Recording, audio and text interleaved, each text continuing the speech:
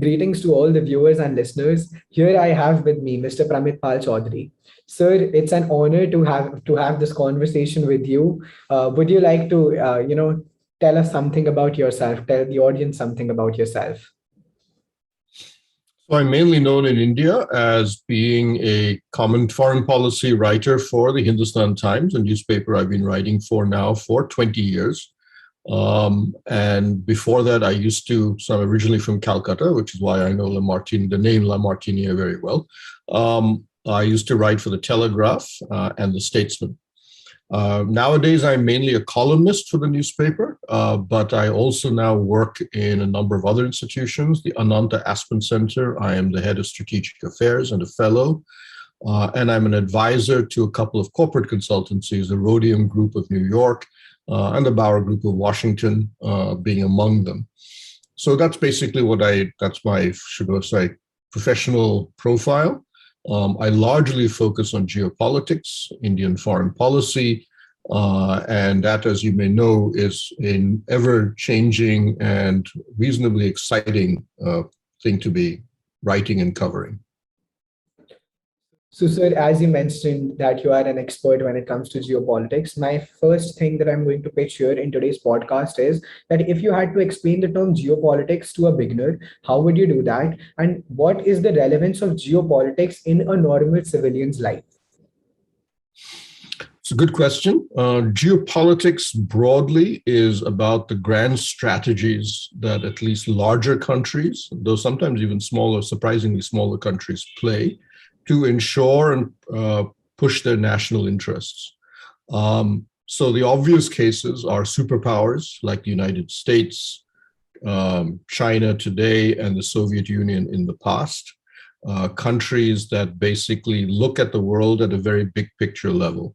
One of the key measures of a country that practices geopolitics is its willingness to sacrifice short-term gains for long-term successes and accomplishments. A simple example of this is the American support for the WTO, the World Trade Organization. The United States is when the WTO was created, was by far the world's largest economy. It could have played a game of trying to get bilateral trade agreements with various countries on the simple grounds that it would be at the negotiating table if it is America versus Kenya at the negotiations. Obviously, America would be a more powerful negotiator. But it instead decided to hold back its power and sign an international agreement in which, in many ways, it would be constrained because in the WTO, every country has one vote. So even Kenya or Barbados have the same vote and clout as the United States. But America wanted to do this because it believed creating a rules-based international trading system with a tribunal and so on, in which case it would sometimes lose, sometimes win, was in the long run to the greater benefit of the United States. The same argument goes for alliances. Why should a country that is so powerful as America tie itself to defending Poland with a treaty alliance via NATO? Poland can never defend the United States, but it is in America's long-term interests to be prepared to concede, if you wish, tying its hands to a weaker country because it believes it adds to the broader stability of Europe and the constrainment of Russia. So therefore, it makes sense to do this. So this in many ways is the key element, I would argue, for grand strategy, being able to understand, to think long-term and say, okay, we can take a temporary sacrifice here, including the deaths of our soldiers and so on, even look weaker than we are in the hope of getting something bigger. Normally, smaller countries don't think like that. They tend to be very short-term in their thinking. Okay, we have to get something in the next 6 months or 1 year. We have to avoid humiliation. We have to avoid X, Y, and Z, but they don't have a long-term picture. So geopolitics is the interplay of the grand strategies, if you wish, of many countries, large players, of course, the superpowers, but then we now have, quote, leading powers like India, or Brazil or in Indonesia and so on, also coming into that picture now in the present international system, which makes geopolitics a lot more interesting because these mid-level powers, if you want, still are a mix of short-term and long-term thinking. And that's a game that's being played out right now. So when you talk about planning on a long-term strategy, that is what geopolitics has become about these days in the current paradigm.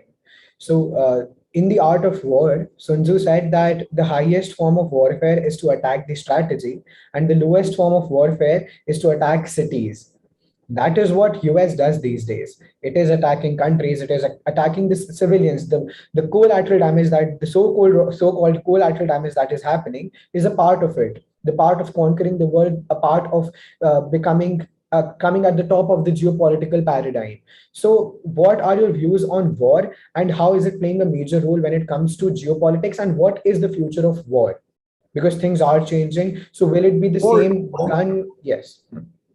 So war is actually the final statement of power. It is a recognition that, or acceptance that, normal other elements of power, diplomacy, economics, coercion through non-military means, has failed. So that's why diplomats exist. When the diplomats are unable to come to an agreement, or are unable to persuade a country to accept the specific interests or arguments of another country, you are then prepared to consider first economic sanctions, which is actually the more common American use of coercion. And then finally, your final element is military power.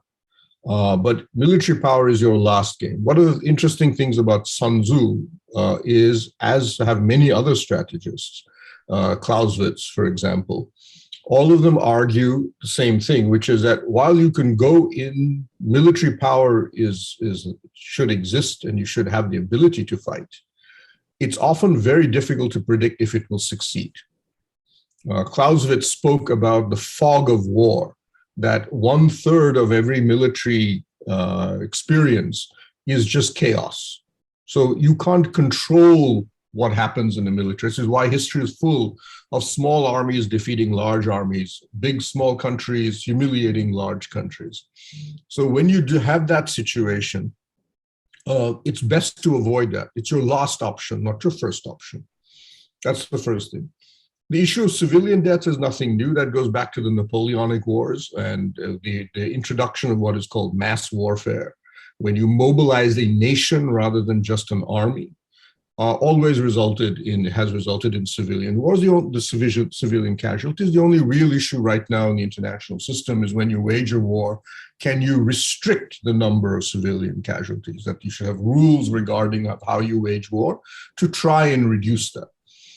Curiously enough, the invention of the drone, of targeted warfare, of guided missiles, has actually made that the civilian casualties far less. If you look at the civilian casualties in, let's say, the world wars, 2 world wars, even in civil wars, like the recent the civil war fought in the Congos in the 1990s, 1980s, you will see that the casualty rates are phenomenally high, but because it was in the Congo, nobody cared. In fact, if anything, Afghanistan was remarkable for I would argue, for the relatively small number of casualties, given it was a 20-year conflict. So Vietnam War, for example, had far more, millions of casualties compared to the tens of thousands in Afghanistan. But I think that's a different issue, and it's almost largely irrelevant. When nations go to war, a government decides to go to war, it is not concerned about civilian casualties. That's an internal matter, but it's ultimately about trying to accomplish whatever that war was supposed to do, strategically or otherwise. So, reflecting on the first part of what you just said, when all the ways are exhausted, the economic ways, the diplomatic ways, then we go to the military aspect of it, the military aspect of war. So, the first thing that I want to know here is regarding China. Now, China has not won a war in the past so many years, so many decades to be precise, but it has a supremacy over other nations. It tries to build an economic hegemony over nations. So, when it comes to India and China, there have been several contradictions which happen on a very regular basis, on very small time period gaps, right? So what are your views on Indo-China relation, and what is it right now, and how will they be in the near future?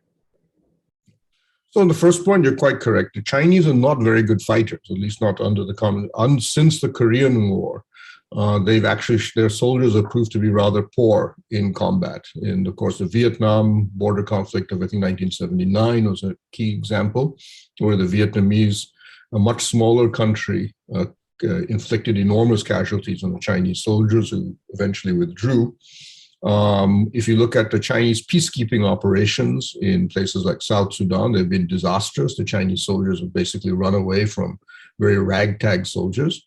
And even in Galwan Valley, where they ambushed a group of unarmed Indian soldiers and they positioned themselves with greater superiority in numbers and weapons and geography, the general view is that the Chinese definitely lost as many, if not more, casualties at the end of the battle than India did.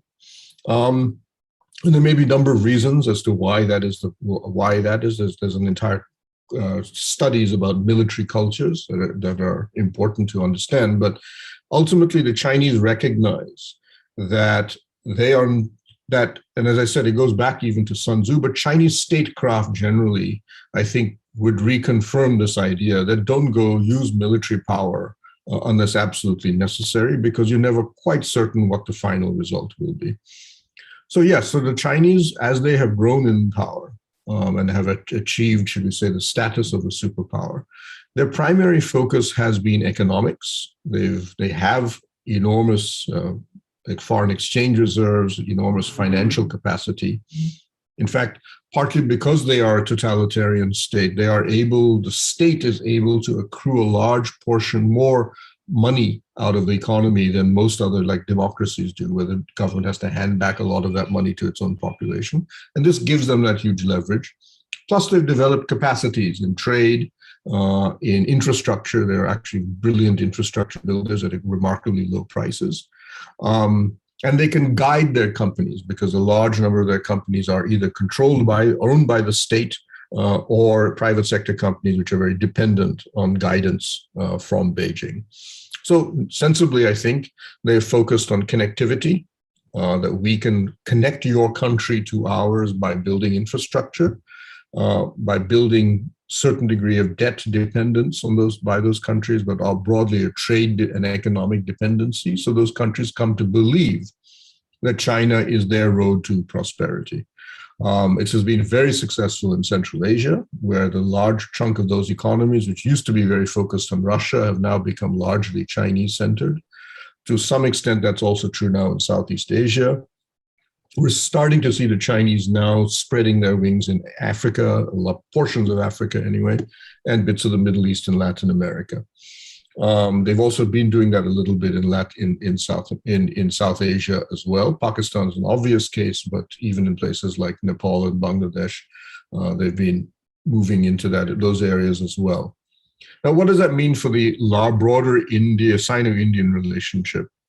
So India and China have had I wouldn't say a friendly relationship, especially post-1962, but from the 1980s onward, there was an attempt, definitely, by both sides to develop what I'd call a modus vivendi, that we have a sort of understanding. We're not going to be friends, but we don't really want to be enemies either. We don't want to get into each other's hair. So let's try to make understandings about our trade relations, manage our border problems, try to calculate where our red lines are. You won't come here, we won't go there, we won't do this, you won't do that in other third countries. And that more or less survived until about 6 or 7 years ago. Now, when Xi Jinping came to power, he indicated that he wanted to improve the relationship in his communications with Prime Minister Modi and with Indian diplomats based in Beijing. He says, I want to take it to a different level.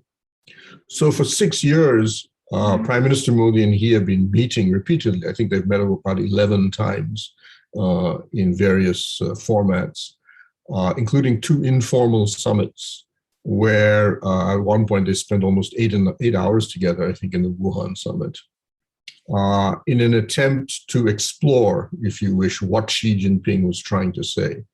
The problem, however, was that whatever Xi may have been telling us in private, in public, on the ground, the Chinese system relationship with India was deteriorating. We've had more problems with them on the border, in the Doklam, Ladakh, but various other places. The Chinese have moved very hard to limit our capacities in the international system, fought with us in the UN, the Nuclear Suppliers Group. They've also been projecting their military power into the Indian Ocean in a manner that they hadn't done before. We had offered to hold a dialogue on this, so let's discuss this. We're not stopping you from coming in, we can't, but we'd like to at least talk about what you should and should not do that would alarm us. The Chinese said nothing doing. And then finally, as I mentioned, they began moving into places like Sri Lanka and Bangladesh, and in places like Sri Lanka, where they clearly bribed the political leadership of that country and began to develop an economic structure that would have made actually probably has made Sri Lanka extremely dependent on China. All of these were seen as hostile actions and very clearly negating whatever Xi Jinping has done.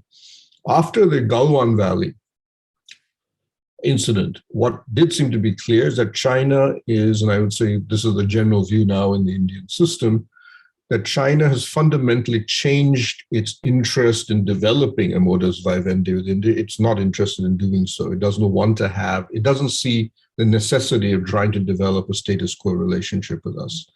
And it is prepared, it sees us as too weak. You are 1/5 our size, is what the Chinese like to remind us, which is about reference to our GDP. In fact, we're now 1/6, I would think.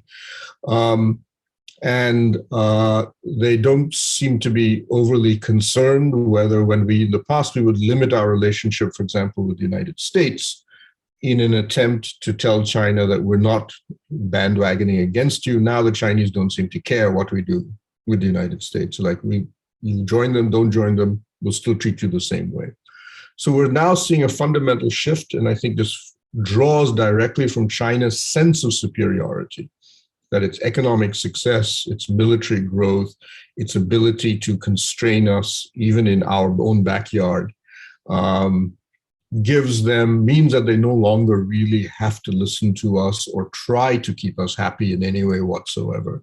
And this changes dramatically the nature of our bilateral relationship, and India has begun the process of adjusting to that, and you'll see the investments in organizations like the Quad and so on. So therefore, we're going to be seeing a shift into a much harder geopolitical balance of power between India and China, where India will seek external players to help balance against China's greater power. And therefore, a deteriorating relationship between the two countries over probably at least the next 2 to 3 decades. So China seems to have created a pattern of shady behavior with nations. You mentioned about bribing Sri Lankan officers to breaking its ties, not keeping promises with India, and then also establishing a hegemony over Bangladesh or Pakistan. So my next question is regarding the checkbook policy of China. So what are your views on the checkbook policy of China? And for the audience, the checkbook policy of China is a policy which it uses to establish its hegemony over other nations. Herein, it tells other nations that it will pay their debts off. And after paying their debts off, what China does is that it establishes their own ports, their own selves in that particular nation. So, sir, what are your views on the particular checkbook policy of China, and where do you see it going in the coming years? Slight correction, China doesn't pay off the debts. China imposes the debt on those countries. So what effectively happens in what we've seen in the Indian Ocean region, for example, China will go to a country, let's say Sri Lanka, say we'll build you a port or a highway, and we'll give a chunk of that money to the existing government in power or politician to support this contract, but often then overcharge that country. In fact, for example, in the Maldives, in the previous Maldivian government, which was pro-Chinese, they contracted to build a set of infrastructure projects at $1.2 billion. When that government fell and the new Maldivian government then retendered those projects, The actual cost when Indian and other companies moved in and tried to look at the contracts and bid for them was only $300 million. The Chinese, in effect, had overcharged almost over four times more than the actual price. So what was the point there? But that would have, if it had gone through, Maldives would have been saddled with a debt of $1.2 billion that it would have had to pay China over time. But for projects that simply were not commercially capable of generating a revenue that would pay off those debts. So in some cases, in other countries, there's no specific one pattern. Across Africa, for example, you can see many different ways this has worked. In some cases, they've been purely commercial. They've worked fine. The Chinese have functioned like a normal corporation bidding for a contract. Some cases, they've done it by seemingly co-opting the local political system into accepting large amounts of, accepting overpriced products and debts that they are simply incapable of paying off. In other cases, the Chinese have mismanaged or miscalculated. They've gone in, saddled the debt on that country, and some of the African countries have just defaulted on the debt. They say, we're not paying you off. We don't care because we don't have a credit rating, sovereign credit rating that's higher than junk anyway, so we can't be punished for this. And then the Chinese have had to scramble to try to figure out how to get some of that money back. In fact, they've lost so much money in many cases in Africa, they've now started to reduce that element of its policy. But the flip side is China's now moving away. As it's moving away, or it's built enough of ports and highways and big scale physical infrastructure, it's now becoming a lot more interested in digital infrastructure. So it's building fiber optic networks, satellite phone systems, which are cheaper to build, but are interesting and important to realize, because the next step in many ways that we're going to see, this is a bit about the world economy you're mentioning, is that it'll be a battle for control, if you wish, of the manipulation, monetization, and so on of data. Everybody who's going to look at the digital side of the economy is going to decide who will be the next superpowers of the world. Are you going to be a leader in artificial intelligence, in 5G telecom, in electrical mobility, in smart cities? So on and so forth. There's a whole array of technologies that are going to be coming out, some of them purely digital. There's no physical objects involved. That's the future of where the world economy is going. And in the same way that if the Western world dominated the Industrial Revolution by being the first to go down that path, many ways, who will be the dominant players in this digital age is a battle that is now being played out. And the Chinese, in many ways, have recognized, sensibly, I think, that whoever collects the most amount of data is going to be the world leader. And so what is interesting in a number of countries that it has proposed the so-called Belt Road Initiative agreements, and I know of at least 3 countries in Africa which have done this, they have said, we will give you money and we will help build roads and ports to make you happy. But in return, you have to give us all of the, let's say, facial recognition software of all the people of your country. Have to be given to a Chinese company. So the entire population of Ethiopia, Zimbabwe, all of their data, all their facial data is now effectively owned by China. And it helps them build the kind of massive databases that are going to drive your successes in artificial intelligence and so on and so forth. And that's in many ways a new battle that's now working its way through the international system. Who controls data? What policies can you force countries to give you their data? And which is also why the battle over 5G is the belief that China is using its hardware capacities, that if they can't get a formal agreement to get the data from a country, they will just steal that data from that country by using controlling its telephone system or its mobile phones. Okay, so this was a very heavy conversation, this particular aspect, how China is trying to conquer the world on a digital platform. Now, this is a digital warfare, which was very well reflected by Yuval Noah Harari as well in his books, how he talked about the future approaches of a war. Now, the next thing that I'm going to ask you is about the world economy. Now, after the pandemic, the post-pandemic economic updates very clearly show that nations economy were dooming, China's economy was booming. So, what are your views on the world economy at the current moment, and why is it so that China's economy boomed and other economies doomed when in the particular pandemic situation? I think there were a number of reasons for that. The primary one was that the pandemic erupted in China first. So in many ways, China got out of its own first wave of COVID before anybody else did. So that meant when other countries began to succumb to COVID-19, introduced lockdowns like in India, in many ways, China was just coming out of that first wave. Second, China has been able to control, at least among them, compared to most major economies, control the COVID spread much better than others, simply because it has been able to enforce extraordinarily strict norms on a scale that nobody else, I would argue, has been able to do, except for a few countries, maybe like North Korea or something. But if you've seen the videos of them, literally locking everybody into their homes, and if you travel to China now, and if you even have DNA, COVID DNA residue in your body, you're literally dragged off to the equivalent of a military prison for 2 weeks, tested 20 times a day, and so on and so forth. It's things that a lot of other countries are simply incapable of doing. And there's no question in China of trying to defy the government on vaccinations. If there is a mask mandate, it is very strictly enforced, and so on. So it allows China in many ways has been able to handle COVID. Right now, it has a Delta variant outbreak, but again, while it's spread, it has been able to lock down large chunks of the country very rapidly, on a scale that I think very few countries, definitely not India, could have conceived of doing. So that's one part of it.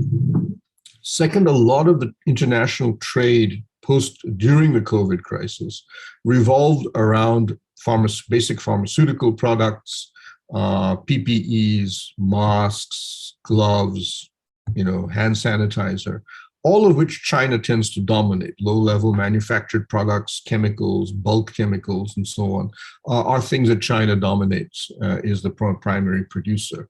When we in India realized that a lot of our much publicized pharmaceutical industry was dependent on Chinese ingredients, we could produce parts of the PPE outfit, but we couldn't produce a lot of them because the other parts came from China, and so on and so forth. So a lot of countries in the world had to import a lot of Chinese products that helped the Chinese economy. And China's infrastructure is excellent. I mean, it is still many ways, if you go to China, one cannot help but be impressed at the railway system. The movement of containers is incredibly fast. The ports are extraordinarily efficient. So it is able to play that game. But I don't think this will necessarily last too much longer, in the sense that as other economies start to recover, trade will become more normalized. But it may take another year or a year and a half, because there's still a lot of supply disruptions in the system. Simpler, for example, right now, India's own economic recovery in manufacturing is being constrained by a shortage of semiconductor chips, many of which, not all, but many of which come out of China or are part of a Chinese supply chain. And a shortage of containers, the actual physical object by which we carry international trade. There's a shortage of containers in the world, most of which are manufactured, again, in China. And to the, I think, surprise of the Indian system, they found that India didn't actually manufacture very many of them. So, talking about Indian economy, you being an unbiased economic analyst, sir, could you please elaborate on what is the current situation of our economy? Because there are mixed views upon it, and views of people totally depend on what their political ideology is. So if they support the government, any new policy comes, yeah, it's good. If they do not support the government, even if they have not read the policy, it might sound bad to them. So what, as an analyst, you have to say about the current Indian economy? Are the policies right, or the policies are not in the right place? What are your views on the Indian economy, sir? So that's a tough question, because we don't actually know that much about the present Indian economy. We have only fragmented information. Most of the figures that we now have that have just been released have been for the first quarter of the fiscal year. But that means effectively April, May, June is the period of the latest economic figures we have, and they're not revised figures. We have just estimates, which are often revised, and the numbers changed as more data comes in. Indian data collection is highly fragmentary. A lot of it comes in late. So based on that first quarter, but remember, April, May, June was the worst period of the second wave. So we are looking at data that reflects the Indian economy at its worst during the second wave, not what its present situation is, but what it was at the height. Those figures are actually relatively optimistic. Don't look at a 20% growth rate because that's what is called a base figure. Since we had our economy had crashed last year at the same point, automatically the so-called 20% growth rate just reflects the fact how low it had gone, and we're now coming out of it. Even with that 20% growth, it would seem, if I'm correct, it would indicate that our economy is roughly somewhere between 9 to 10% smaller than what it was last year. But I think this is my reading of the data that we've gotten, is that the government, having learned, if you wish, a lesson from the first lockdown, where they cut down everything, this time, as you know, tried to keep large portions of the economy still functioning. So we saw that manufacturing, construction did reasonably well in that quarter, which is a good sign because it should indicate that that type of growth will sustain itself. That if at the height of the second wave, it only went down this much or was able to grow that much, then okay, it will do relatively well over the coming year.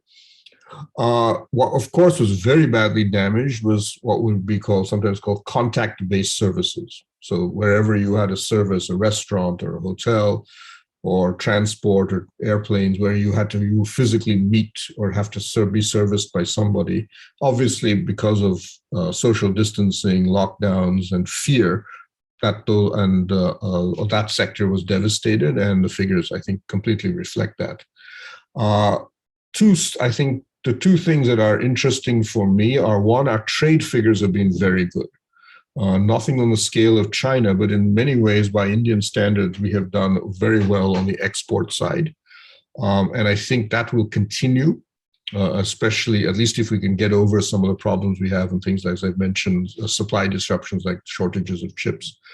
Agriculture we've done very well on agricultural exports. We've done well on petroleum products, which we don't produce petroleum, but we refine crude and sell it to others. All indicating global interest, but these are also areas, and food is going to be very interesting because there's a global food shortage coming in because of climate and other issues. We are producing a fair amount of our agricultural production has been excellent because we've got a very good series of monsoons. So I think on the export side, I think we should be reasonably optimistic, which is good because it's not been a major source of growth for us. The real gamble, I think, for this government, and it's an interesting one, and we'll see how it plays out, is that my sense is that Prime Minister Modi is a fiscally conservative man. He doesn't believe government should overspend. As my friends who are Gujaratis tell me, this is a very Gujarati phenomenon. That's nothing particular to him. So his view is, and I think supported by his economists in his circle, is that what all the other governments in the world are doing, which is to print lots of money and spend it, just throw it into the economy and try to keep the economy ticking over, is not really an option for India. Because what will result is an enormous rise in our public debt, because India pays a relatively high rate of interest for its debt, about 4.4, sovereign debt, about 4.5%. This means in the future, the government will have virtually no money to spend on anything, or will be deeply constrained in spending. And second, in India at least, government spending tends to result in inflation. So yes, we've increased our public debt from about 10 percentage points over the past couple of years in response to COVID, welfare payments, and so on. But overall, the government has held back on giving money into the economy. Instead, what it has said is that whatever money the government has, we will try to funnel it into, instead of people's pockets directly, which is inflationary, we will try to put it into investments. In other words, we will build roads, we will build highways, we will do digital broadband, which will create jobs and help people make their own money. We will help, if you wish, help them to help themselves, because that is non-inflationary and generates long-term economic growth prospects. The second element of this is to try and attract foreign capital. So if the Indian government is going to be spending money, let's get the rest of the world to give us money. And this is a good time to do this because the central banks in the world have been printing money like crazy. There's an enormous amount of capital flowing around the international system, which is one of the reasons stock market, for example, across the world have gone through the ceiling and have almost disconnected themselves from the real economy. So since all that money is floating around the international system, let's get some of that money to come to India and put that into our economic system. So privatizing some of our companies, bringing in this national monetization plan to disinvest and sell off some of the government's assets, opening up to foreign direct investment. We've been very successful on the digital side. There's an enormous amount of investment in our digital economy. So this is the gamble, is that I'm not going to spend money the normal way or the Keynesian way, which is to take a huge amount of money and just give it out to people. I'm going to do it indirectly into the investments, into infrastructure, through privatization, all of which will result in long-term economic gains. But it means that the pain we're feeling right now will sustain itself for possibly another 1 year or so. And I think it reflects Modi's confidence that he is politically strong enough to absorb that pain, that his approval rating may fall over the next, continue to fall or at least plateau off for a while, but he can live with that because people will benefit far greater in the long run. That's the gamble that I see the government doing. And I don't know whether it'll succeed. That's beyond my capacity, but it's very different, I would argue, from most other major economies. That was an in-depth answer to that question. And I was personally looking forward to get an insight such as this when it comes to economics of India. So I'm going to ask you one last personal question, which is also related to what we've been discussing till now. So, sir, having this conversation, I've realized and I've come to one conclusion, that is that all your optimism, you're very optimistic about the economy, but all that is backed up by the logical support and logical arguments, right? So what are your views on India and where do you see India in the next 20 years? It's a broad question. Where do you see India on a personal note in the next 20 years? So for me, the fundamental game is how fast or how well can we grow our economy? When India became independent in 1947, our GDP was in nominal dollar terms about $50 billion. By the time we carried out economic reforms in 1991, we had only grown to about $150 billion. It barely tripled the size of our economy. By 2007, those reforms pushed our economy past the trillion-dollar mark in about 2007 or 2008, 2008. We passed the $1 trillion mark. We are now just a little short of $3 trillion, but our economy our growth factors began slowing down in about 2008, 2009, largely because in many ways, any economic reform after a while just tends to lose steam. You need to get new reforms to keep pushing the economy, finding new sectors of growth. I think one thing I do feel that this government has done is that it has in many ways done that on the digital side. It has opened up various elements of the economy. It's reformed our real estate sector, which is riven with corruption. It's had to devastate the real estate sector first. The insolvency bankruptcy code is an excellent idea. The GST was an excellent. All of these are reforms that actually we go back to sometimes. I think GST was first proposed in 1952, but nobody did it because it was considered too difficult. So this government has carried them out. They haven't been as completely successful because all difficult economic reforms take a lot of tweaking to do and quite likely will continue for another 5 years. But each of those reforms and things like privatization keep adding a little bit more growth, potential growth to your economy. So my sense is that we now have carried out enough reforms that once we come out of this pandemic and the world becomes a little bit normal, combined with new ones like the production-linked incentives, which will hopefully begin to drive exports, which have been our weakest point, high-end exports in electronics, we should start to see our growth rates recover, if you wish, to what they were before. combined with geopolitical issues, which is the desire of the United States to reduce its dependence on China, the so-called decoupling strategy, and other countries such as Japan and to a lesser extent the European Union are doing the same thing. And many of them are starting to see India as an alternative.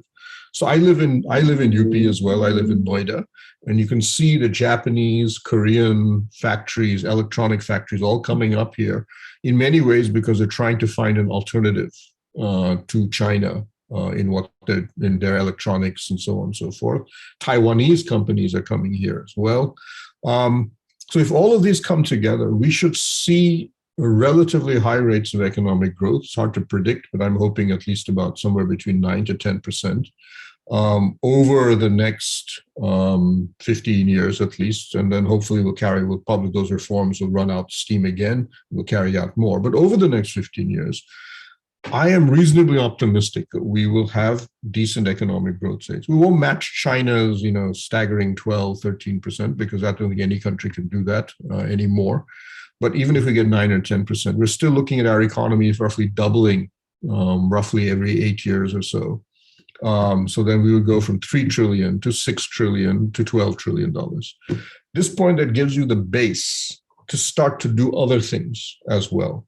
That incorporates military spending, that incorporates in building many ways what the Chinese are already doing, building economic relations overseas. So my sense is that we will accomplish the role of becoming at least the number 3 power in the world, sometime in my lifetime at least.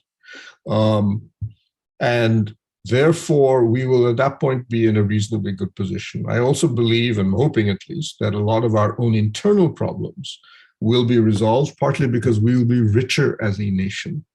A number of socio-political economists have argued that when countries reach a certain economic level of growth, you start to see a sharp drop in social disruptions. In many ways, we fight among ourselves, if you wish, because the economic pie is so small. And once the pie gets big enough, you tend to see social equality, social issues start to die out. Not die out completely, but they become much more normal. And a perfect example of this interest is Japan.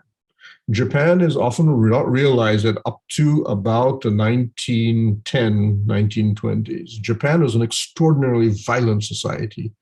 Its politics was violent. Its people fought with each other. It was riddled. It even had its own caste system. It had its own left class system. A lot of its politicians are regularly assassinated by other politicians. But what changed? Japan became wealthy. It literally industrialized and became the first Asian country to industrialize. It then went through a couple of problems with World War II, but the point is it suddenly became a remarkable Pacific country. I mean, we may never achieve Japan's level of pacificity, but I would argue that the combination of economic growth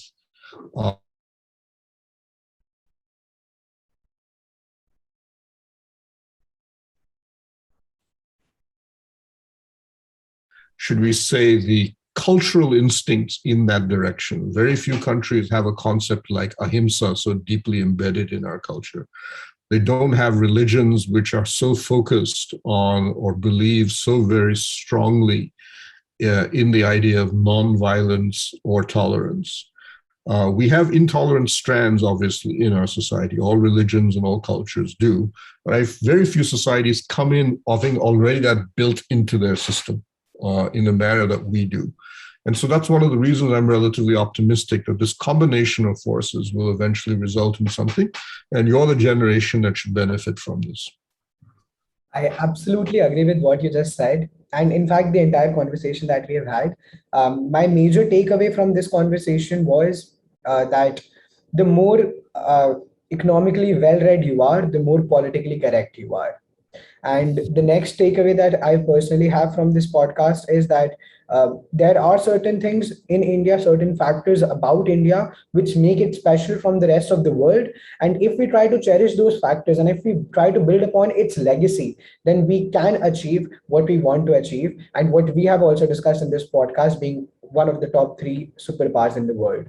So thank you so much, sir. It was an honor talking to you. It was an intellectually enriching conversation for me. And I'm sure that the technicalities which you have explained in such a simple format, in such a simple manner, the audience will learn a lot about economics, about politics, and would love to hear more from you. So thank you so much, sir, for being a part of LMUN SocTalks. It was an honor to have you here.